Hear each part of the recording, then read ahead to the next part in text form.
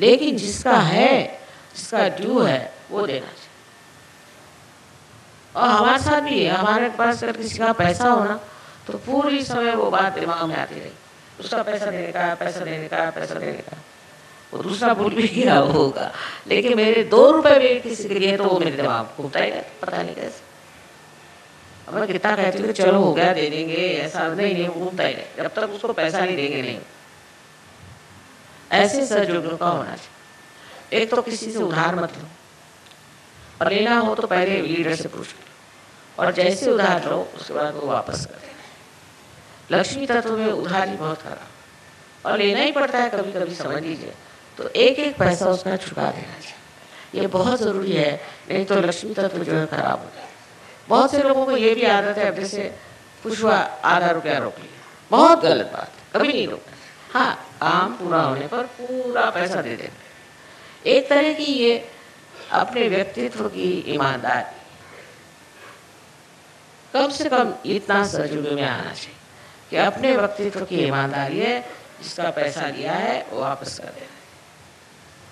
दूसरे दान के बारे में भी अपने को ये नहीं सोचा मैंने तेरे को इतना दान दिया, मैंने तेरे को इतना पैसा दिया, ये सोचा कि आपका ध्यान हो गया व्यर्थ दान। इसमें हम अपने पिता के एक किस्सा सुना कि उनकी आदत थी कि हर संडे को वो कंबल, नहीं तो टॉवेल्स, नहीं तो चादरें, नहीं तो ऐसी चीज़ें बांटते थे। बहुत से लोग आते थे लगातार लाइन, और ये दिए जा रहे, दिए जा रहे, दिए जा रहे। तो लोगों ने पूछा कि भाई ये क्या करते हैं आप लोग, 2-2, 3-3 चीज़ ले जा रहे हैं, आप आँख नीचे करके दे रहे हैं। तो भाई देने वाला देता है और मैं बीच में खड़ा हूँ, उसको क्या, जो देने वाला वही देखे, 2 चीज़ है चाहे 3 चीज़ है, जो भी ले जाना ले जाए, उसमें मैं क्या करूँ, मैं तो देने को लाया हूँ।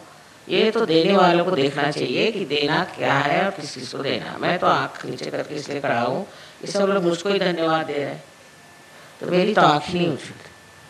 ऐसे ऐसे बड़े लोग हमने देखे। मैंने अभी कल परसों के किस्सा सुनाया कि हमारे घर में सब दरवाजे खुले रहते थे हमेशा, जब तक मेरी शादी हुई सारे घर के दरवाजे खुले रहे।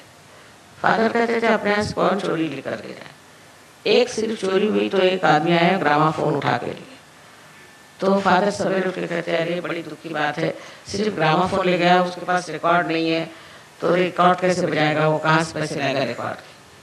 तो बड़ा उनको दुख लगा। तो माँ ने तंग आके कहा अच्छा पेपर में दे दो, तो भैया रिकॉर्ड रखा है तो आकर अपने रिकॉर्ड से कहले हम तो ग्रामाफोन कल खरीद ही सकते हैं, रिकॉर्ड कैसे खरीदे, वो कहाँ से खरीदेगा।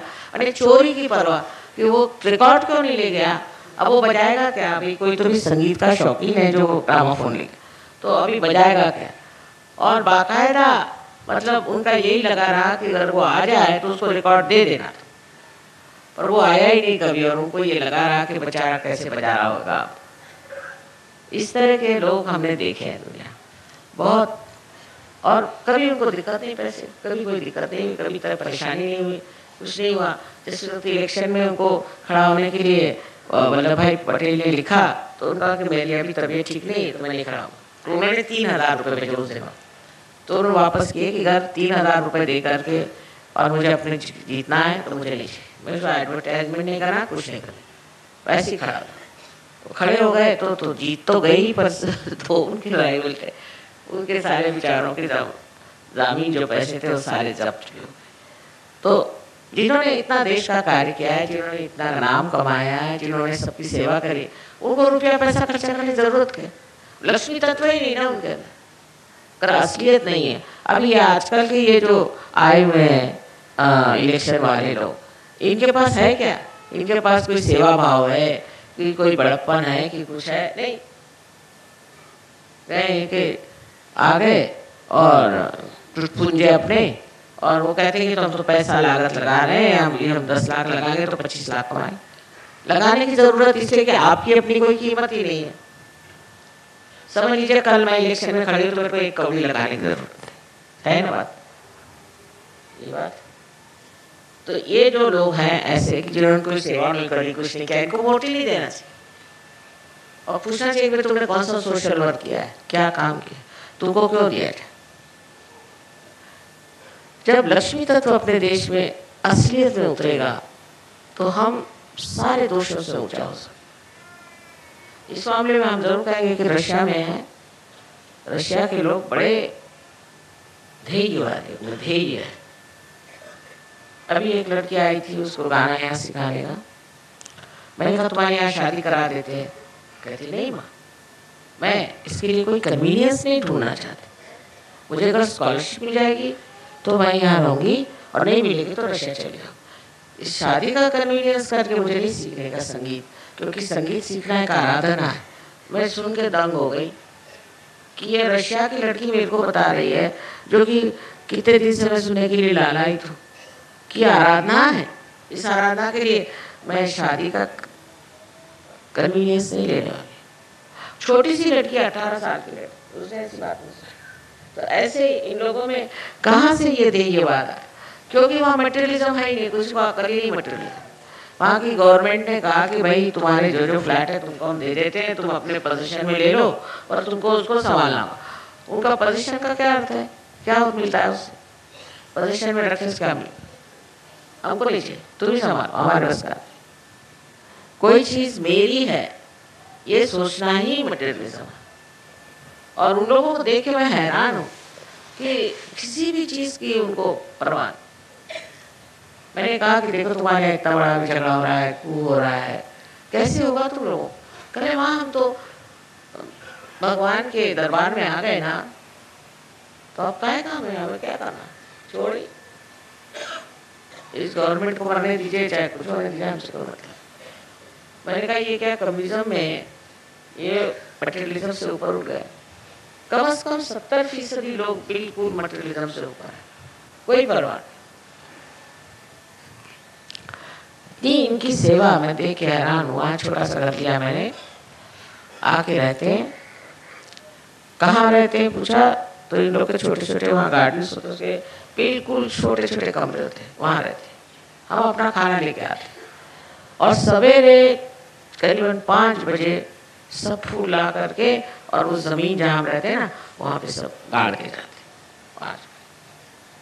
उस ठंड में कमाल के लोग। ये मटेरियलिज्म ने हमको खराब किया। 4 साड़ियाँ बहुत है उनके लिए, बस 4 साड़ी में रहते। और मेरे लिए उनको होता है कि हमारे लिए साड़ी नहीं है। मैंने कहा भैया मेरे पास बहुत साड़ियाँ हैं, क्या को मुझे साड़ियाँ देते रहते हो तुम? नहीं, वहाँ हम लोग का मन ऐसा करता है कि एक आपको साड़ी दे। ऐसे मोहब्बती लोग, ऐसे लोग है दुनिया में अब भी, क्योंकि ये मटेरियलिज्म का चक्कर नहीं आया है हम लोगों पे। अमेरिका ने जो साथ रख दिया ना वहाँ सर पे, वहाँ एड्स हो गए, वहाँ लोग मर रहे हैं, सब कुछ है, पर कुछ पूछे ही नहीं। जो हालत वहाँ है, अभी किताब में मैं सब लिखने वाली हूँ कि तमाशा क्या है, इसके पीछे मतलब समाधान। सहयोग के लिए समाधान उसका मंत्र है, समाधान। और समाधान में रह करके आप एहसास करें कि हमें जो मिला है बहुत है, इसी आनंद में रहे, फिर अनेक चीजें मिलती। इसमें तो धन संपत्ति तो मिलती है सहयोग में, इसमें कोई शक नहीं, लेकिन समाधान ही होना चाहिए। नहीं तो कुछ भी मिले फायदा क्या, आपको समाधान ही।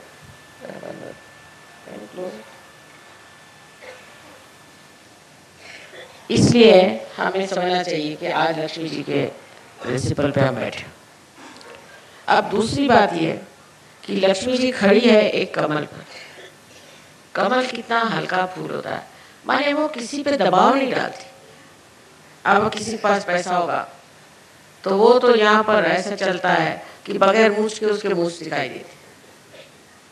वो अपने पता नहीं क्या सोचता, जहाँ भी जाए इतना रोक झाड़ेगा कि पता नहीं इसको क्या मिल गया है, ये कौन से स्पेशल भगवान के यहाँ से आया हुआ।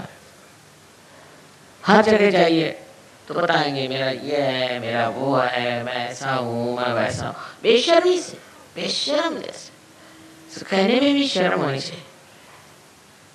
कोई शर्म नहीं, मैं ऐसा हूँ, मैं वैसा हूँ। और यहाँ तक कि सरकारी नौकरों में बहुत ये बात है कि मैं फलाना हूँ, मैं टिबाका हूँ, मैं टिबाका हूँ। अब मेरी समझ में नहीं आता, उनकी बीवियां उनसे ज्यादा। घर एक कलेक्टर के चपरासी की बीवियों तो कलेक्टर से अपने कमिश्नर समझेगी कम से कम। अब रह चुकी हूँ इन लोगों के साथ में। इन लोगों में कोई भी तरह का ये विचार नहीं है कि आज हम यहाँ बैठे और कल वहाँ जाएंगे, कुछ विचार। और इतने घमंडी लोग होते हैं। और अब तो ये हो गया कि पहले तो कभी हमने सोचा भी नहीं था कि कोई कलेक्टर पैसा खाता है। डिप्टी कलेक्टर भी नहीं, कोई नहीं। चपरासी लोग 1-2 रुपया ले लेते। मेरी समझ में नहीं आता है कि आजकल ये हो गया है कि सभी लोग पैसा खा रहे हैं और उनके तरीके हैं, इतना रुपया जरूर देना चाहिए, इतना रुपया नहीं मिला तो कुछ। ये हालत ऐसे आने का कारण ये है कि मनुष्य के लिए पैसा देवता हो गया, जैसा भी मिला, जिस तरह से भी मिला।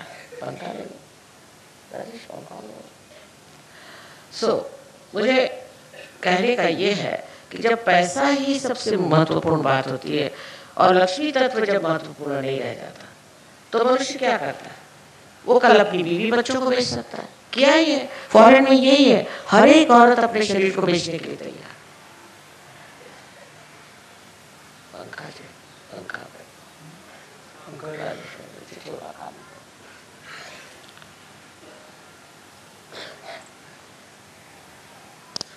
सब लोग बेचने के लिए तैयार, हर चीज बेचने के लिए। ना उनको कोई अबरू अपनी है, ना ही उनको कोई इज्जत है, ना ही उनका कोई विचार है कि मेरी पत्नी है या मेरी बच्ची है, मेरी लड़की है। वो कोई ऑब्जेक्शन।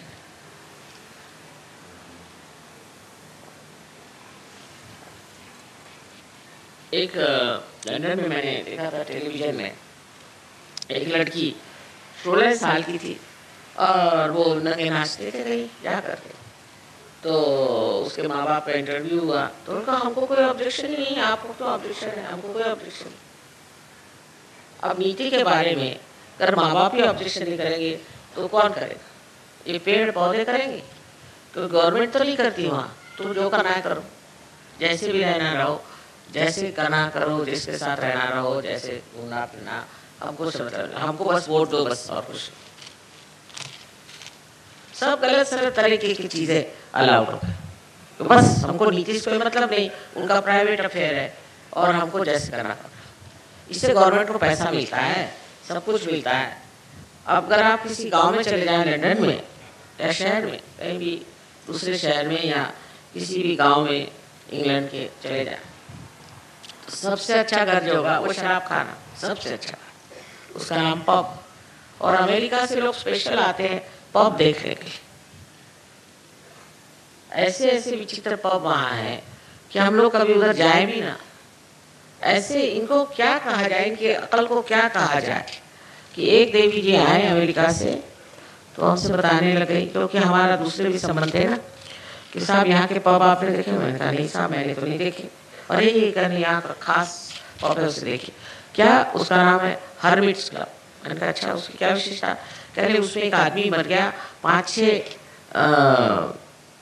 महीने तक पता ही नहीं चला, तो उसकी सब बदबू फैल गई और वहाँ मकड़े के जाले हो गए। वो शरीर तो उन्होंने संभाल के हटा लिया पर पूरे मकड़े के जाले वहाँ हैं और बदबू भी है, और वहाँ बड़ा एक्सपेंसिव है। मैंने कहा अच्छा, ऐसे गंदे लोगों को किसी गंदे नाली में डाल दीजिए तो और भी पैसा देंगे। और बड़े से भाई साहब मुझे बता रहे और कहने लगे मुझे कि मेरे 2 बच्चे हैं छोटे छोटे, एक 8 का एक 12 का, मैं दोनों को शराब देती हूँ पीने को, मैंने सब फ्रीडम दे रखी है। अच्छा, और 1 साल में क्या गड़बड़ हो गई कि वो 2 बच्चों का बर्थडे था, इन्होंने सबको शराब दी होगी औरों को भी, तो वो भूल गए और पता नहीं कहाँ आग लग गई उनके यहाँ, तो 2 सबके सब मर गए, चारों के चारों मर गए। जब खबर आई मैंने कहा हे भगवान, ये तो इनके शौक है। अब आप समझ सकते हैं ऐसे शौक। यहाँ हिंदुस्तान में कोई ऐसे जहाँ आदमी मर गया है उसकी बदबू आ रही, जहाँ पे मकड़े के जाले लगे हैं, उसमें ज्यादा पैसे दे के जाएगा? समझ में नहीं आती खोपड़ी कैसे। और वहाँ पहले से अपॉइंटमेंट लेना पड़ता, सर्वसाधारण नहीं जा सकता, विशेष रूप के लोग नहीं जाते। इस प्रकार के इन लोगों से हमारा इतना संबंध आ गया है कि मैं सोचती हूँ हमको जरूरी समझना चाहिए। अभी एक साहब मर गए समझ, तो मैंने कहा मैं तो नहीं जाऊंगी क्योंकि वो काले कपड़े मेरे पास थे नहीं, साहब ने कहा अच्छा मैं जाता। तो इन लोग कहते रोना नहीं चाहिए, कोई मर गया तो कुछ नहीं है वो। तो जाते साथ उनको पहले शैम्पेन, वहाँ साहब तो पीते नहीं थे, सबको शैम्पेन दी। मतलब किस सिलसिले में, अभी खुशियों में आप शैम्पेन उड़ाइए, समझ में नहीं आता। कोई मर गया तो भी शैम्पेन, कोई क्रिसमस हो तो भी शैम्पेन, हर एक चीज में शैम्पेन। तो उनका कि नहीं वो इसलिए कि थैंकफुलनेस टू गॉड, शैम्पेन पीना चाहिए, बताइए। उसके बाद में गए वहाँ, तो इनका जरा मुंह बहुत उतरा था, अच्छा आदमी था बहुत, उसको कैंसर से मर गया तो बहुत दुखी थे। कहले क्या आपकी तबीयत नहीं ठीक है क्या, ऐसी कैसी शक्ल आपकी हो रही है, आपकी तबीयत है? और सब बड़े खुश खुश जाकर के उनको वहाँ सिमेट्री में ले गए। अब कह रहे हाँ we are going to have a nice lunch now. साहब के समझ नहीं आ रहा कि मैं यहाँ मारा जा रहा हूँ, इनके कुछ फील ही नहीं हो रहा। तो इनका कि साहब मुझे मेरी तो तबीयत वाकई खराब, मैं जा रहा हूँ। तो कल मैं वहीं से वापस चला, आके घर पे नहा धो करके वो अपने बैठ गए। उनका कि ये क्या लोग होते हैं, समझ नहीं आता। बड़े बड़े आदमी वहाँ पहुँचे, सब बड़े पैसे वाले, अपनी बड़ी बड़ी मोटरों में गए, वहाँ जा करके लंच खा के आए। लंच स्पेशल होटल में अरेंज किया गया था। कोई मर गया तो लंच खाओ। ऐसे पागल लोगों के साथ हम बहुत रहे और सोचते हैं कि इन लोगों को कोई किसी से प्यार नहीं है कुछ, और नहीं कोई धर्म। उसका कारण है यही जड़वाद, उससे सब धर्म खत्म। और अपने भी देश में जिनके पास पैसा है वो भी लोग किस ओर जा रहे हैं। इसलिए अपने को समझना चाहिए, हम सहयोगी हैं, हमको इन सबको खींचना है। जो लोग इस कदर के जड़वादी लोग हैं उनको सबसे खींचना। अब है आपके बच्चे डिस्को में जाते हैं, काहे को जाने की जरूरत है? अजीब अजीब कपड़े पहनते हैं, क्या जरूरत है? कान में वाली लड़के पहनेंगे, चोटियां बनाएंगे लड़के। वहां पर मैंने सोचा कि थोड़ी सी चूड़ियां ले जाएं बड़ी बड़ी, क्योंकि औरतों के हाथ हमारे इतने सॉफ्ट नहीं होते। तो मैंने गई खरीदने, कर नहीं आजकल तो मिलेगी नहीं बड़ी चूड़ियां। मैंने कहा क्यों भाई? पहले सब अमेरिका जा रहे हैं, वहाँ के आदमियों को शौक हुआ है कि चूड़ियां पहने। हमने कहा हमारे अगर किसी आदमी को अगर चूड़ियां दे तो बड़ी वो हो जाए, तो सभ्यता अगर नहीं आ सकती, अगर मनुष्य सभ्य नहीं हो सकता तो उस लक्ष्मी तत्व का कोई अर्थ नहीं। सभ्यता होनी चाहिए, यही सबसे बड़ा मनुष्य का अलंकार की सभ्यता होनी चाहिए। सभ्यता में बहुत बात है, अपनी सारी संस्कृति सभ्यता से बनी, हजारों वर्षों से हमारे अंदर ये घुटी गई है ये सभ्यता, और इन लोगों में है नहीं। कोई भी बात इतने सट से कह देंगे कि पैर पे जमीन खिसक गई। कभी सुना ही नहीं ऐसी बात, फट से कह देंगे, कोई शर्म ही नहीं आती, किसी बात की शर्म। इतने बेशर्म लोग हैं। तो सभ्यता होनी चाहिए, और सभ्यता इस भारतवर्ष की मशहूर है। ये हमारे अंदर हजारों वर्षों से ऋषि मुनियों की कृपा से आई हुई है, और इस सभ्यता को छोड़ना नहीं चाहिए। अब औरतें सिगरेट पी रही, औरतें हैं शराब पी रही, औरतों में सभ्यता नहीं होगी तो आदमियों से कहां से? आदमियों में कहां से है? आदमियों को औरतों से ही सीखना होता है सभ्यता को। तो ये सारी बेशर्मी हम लोगों को नहीं चाहिए। हमारे भारतवर्ष की जो पुरानी संस्कृति उसको सारे दुनिया में फैलाने का मेरा विचार है, और फैल रही है। लेकिन सहयोगियों को चाहिए कायदे से। यहाँ के जो सहयोगी हैं कायदे से भारतीय तरीके से रहे, और कोई भी तरह का इन लोगों से संबंध न रखें जिसमें बेशर्मी उठानी पड़े। शुरू में जब शादियां हुई थी गणपतिपुरे में, तो ये शादी तय हुई थी, ये गए अपने देहात में इधर उधर, पता नहीं क्या कर रहे थे वो देहाती है, माँ ये क्या लोग लेके आए आप।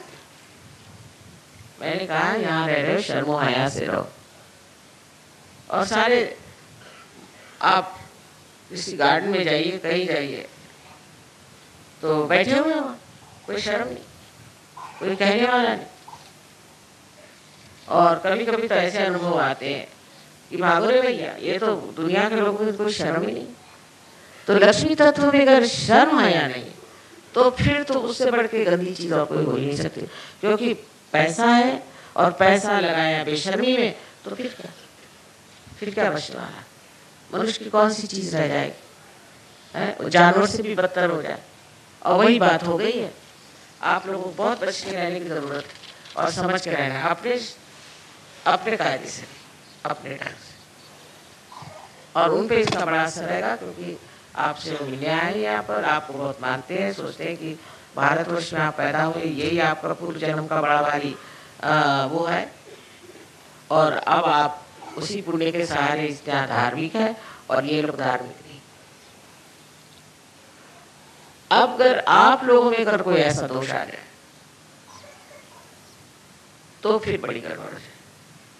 जिस प्रकार कभी कोई सज गया तो सुना के उनसे खाने पीने की जबरदस्ती ज़्यादा पैसे ले लिए, किसी से कुछ चुरा लिया, किसी का वो रख लिया, ये सब चीज़ें अगर सहयोग में आ जाए तो हमारी बड़ी बदनामी हो जाएगी।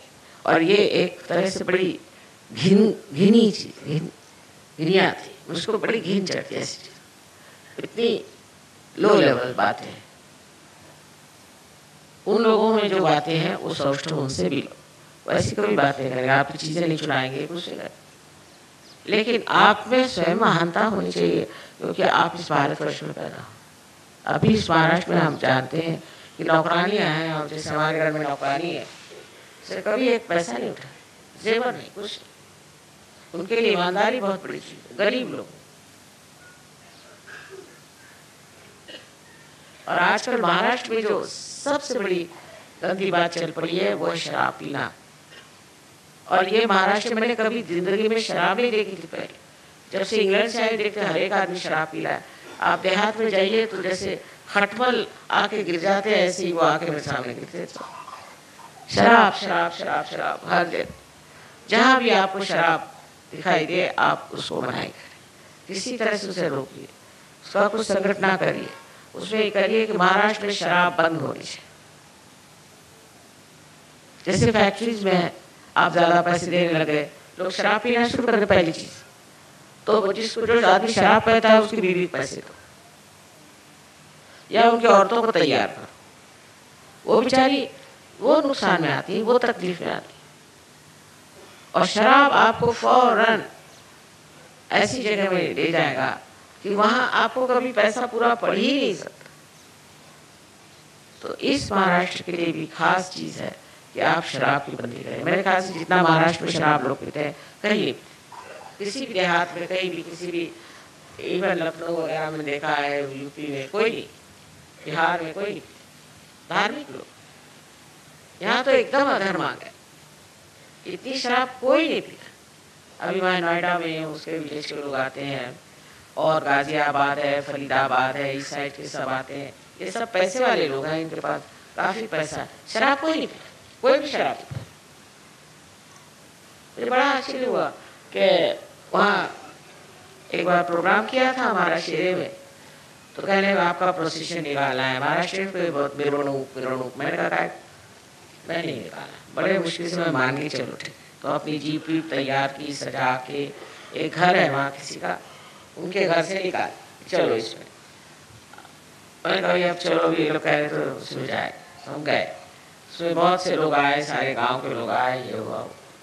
शाम को लौटते वक्त हम जब नीचे पहुँचे तो देखता है कि वो वहाँ पर गाड़ी कुछ खराब हो गई, तो उसी घर के सामने जहाँ ये सब उसने किया था घर मालिक। तो मैंने कहा जरा पता करो, उनसे कहना फ़ोन करो, गाड़ी मंगाओ कुछ, या इनके पास गाड़ी थी चाहे जी। तो वो गए, 2-4 सहयोग देखने गए थे वहाँ, वो तो सब 25 आदमी शराब पी के धूत पड़े वहाँ। किससे गए? सब धूत पड़े हुए। मेरी प्रोसेशन निकालने के पीछे बहुत ये था, प्रोसेशन निकालो प्रोसेशन, और 25 आदमी वही आदमी वहाँ धूत पड़े शराब पी कर। ये इस देश में कुछ भी नहीं हो सकता महाराष्ट्र, इससे अच्छा नॉर्थ में चलो। इसलिए मैंने सब अब नॉर्थ में चीज़ें शुरू कर दी। यहाँ के लोग गांव में इतनी शराब पीते हैं, वहाँ क्या सहयोग चलेगा। और फिर शराब पीते और बहुत लड़ाका बना करते, हर समय लड़ते रहते। शराब पी के आदमी और क्या करे, यही लड़ता है ना। यहाँ लड़ाके बहुत, तो पहले तो यहाँ की शराब कम करनी चाहिए आप। और गणपति के सामने कोई अगर शराब पी के आए तो आपको अधिकार है 2-4 चांटे लगा कर उसको निकालो वहाँ से। जो भी गणपति के सामने शराब पी के आए, आप 2-4 चाटे नहीं, एक ही चाटे में ठीक हो जाएगा वो। शक्ति का चाटा होगा वो।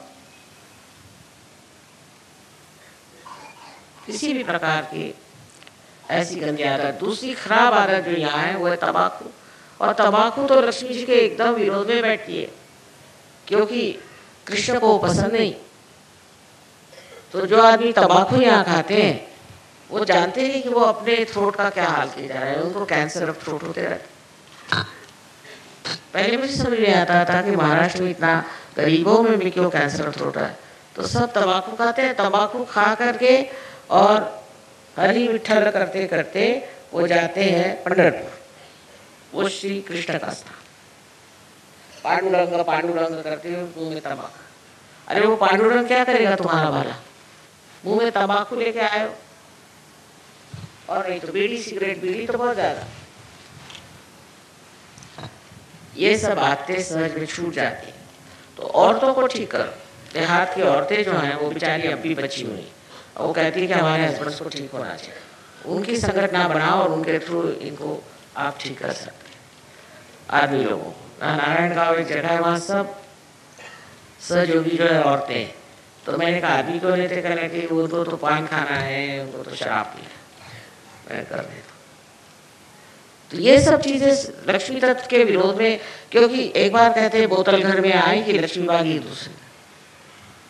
कितने घर, कितनी फैमिली तबाह हो गई शराब के कारण।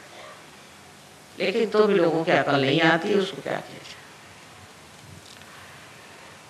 लक्ष्मी तत्व के लिए अत्यंत शुद्ध आचरण होगा मनुष्य का। गणेश जी को जहाँ गणेश जी ठीक नहीं, वहां पर क्या काम हो सकता? कुछ भी नहीं। तो महाराष्ट्र लोग गणेश जी को तो मानते हैं, और ये नहीं जानते कि गणेश जी के साथ क्या क्या चीजें करते। उनकी पूजा करने के लिए कैसा चरित्र होना चाहिए। ये सबसे तो भयंकर वही है देवता।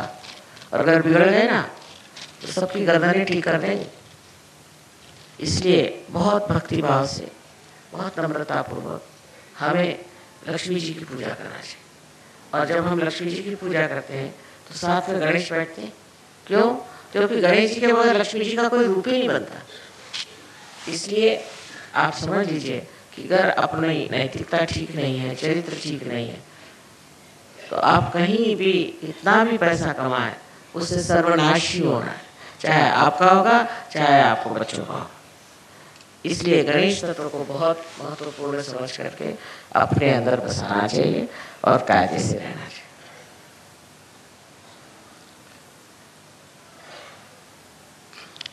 आज के लक्ष्मी तत्व पे बहुत विशद रूप से मैंने बताया, पर इसमें जो बात बताई है वो बहुत प्रैक्टिकल है। और उसमें जो आप देखें कि जो घरों में पैसा था वहाँ क्या हाल है, तो आप समझ जाएंगे जो हम कह रहे हैं वो ठीक है। ज़्यादा से ज़्यादा 30-40 साल तक चलता है मामला, उसके बाद ऐसा सर्वनाश हो जाता है कि समझ में नहीं आता है सब कहाँ नष्ट हो। आज हिंदी में इसलिए बताया कि आप लोग इस बात को समझें। I have told them only the pangs of materialism, how you people are suffering and how everything is sellable. Everything becomes sellable, chastity is sellable, goodness is sellable, everything is sellable. Then what happens that you just have the money, so-called, for a very short time. And actually people are bankrupt. Health-wise, mentally, they are really bankrupt. So this materialism is to be understood in the Lakshmi principle, which is that you should have love. Lakshmi is the personification of love. She wears always a pink sari. Pink is the representative of her loving character. So if you can turn everything to love, materialism will be finished because they are on opposite direction. And that's what I've tried to explain to them by many references here and there, how you can overcome materialism. I wish somebody could translate this and give it to the people so they can understand. But I think with vibrations, it will work out better. May God bless you. Panya.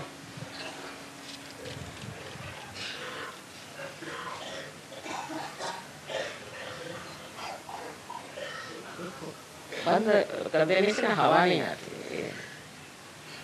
Sides अगर बंद है मीठी का यार कान समझते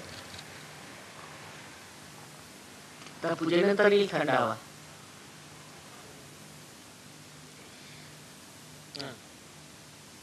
या चप्पल ले लो, नमस्कार ले लो, हमने मैंने चप्पल पकड़ी. भाई बच्चे तो बहुत हैं, कितने बच्चे हैं करीबन